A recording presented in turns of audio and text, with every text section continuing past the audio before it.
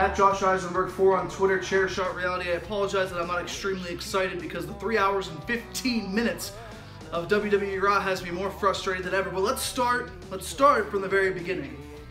Monday night, 8 o'clock. I pour my first, well, let's be honest, my second Jack Daniels.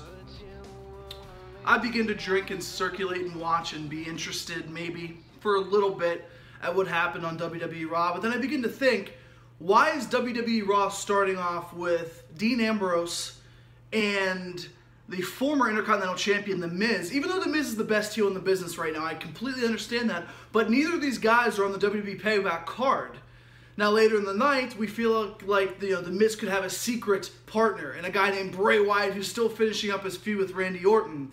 So the entire 3 hours of Raw was focused under who The Miz, a guy that's not in a match at WWE Payback, is going to have as a tag team partner, a guy in Bray Wyatt who's not even competing against the guy who also is not even on Raw in Randy Orton. That's problem number one. Problem number two, Braun Strowman loses to Kalisto in a dumpster match and then destroys Kalisto. Let me pause for a second. That's good. The match, it was not good. It was terrible. Here's the problem with WWE in the nutshell. You had so many moving pieces on WWE Raw trying to put together a pay-per-view that really has no importance because there's no Universal Champion, there's no Intercontinental Champion, there's no #1 contendership. Roman Reigns has been off television for 2 weeks, and the guy that's facing Roman Reigns lost to Kalisto. I don't care if it's a simple kick that had him fall off the mat and lose. A loss is a loss in my book. And WWE had a big loss on Monday Night Raw because one problem really glared to me. There are no main eventers on WWE Monday Night Raw.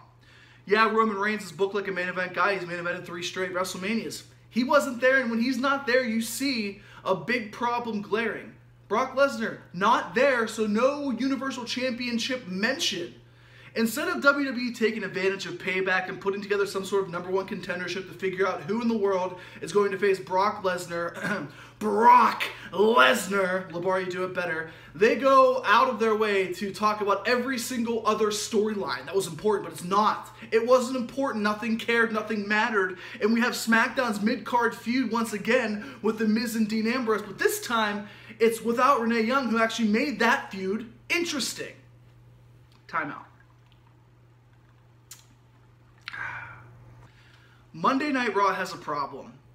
Payback has a problem because the Superstar Shakeup didn't really do anything. Do you know what it did do? It pushed down Finn Balor on the ladder and brought other SmackDown guys up a level of importance. It's only been 4 weeks. I understand that. But WWE has put together nothing on Raw for 3 hours and 15 minutes that make me feel comfortable knowing that Brock Lesnar's next championship match might not be until August.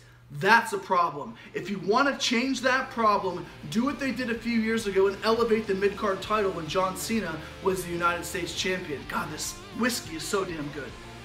Whenever you see everything happen at Payback, realize that hopefully things will change. But also realize that some of these great athletes and great performers on Raw that I love, that you love, that the internet loves, their stories are just mediocre.